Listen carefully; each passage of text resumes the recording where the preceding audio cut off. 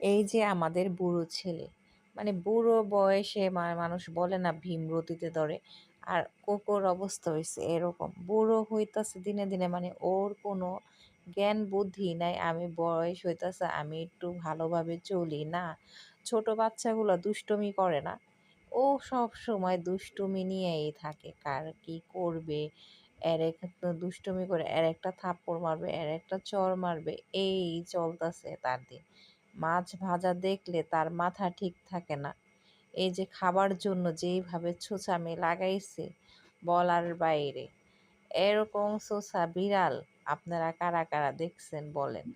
এই যে সোসা বাচ্চা খাওয়ার জন্য কি রং ঢং শুরু করে দিয়েছে, যখনই পারতেছে তার তো রং ঢং শুরু হয়ে গেছে। এখন আবার রাগ করলো, দেয় না দেখা, একটু করলেই রাগ করে।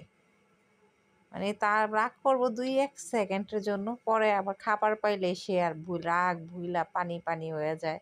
তার কোনো মাথা ব্যথাই নেই, আমি রাগ করছি এটা ভুইলা জায়গা। একটা ছোসা বাচ্চা যেরকম করে সেরকমই, তার কোনো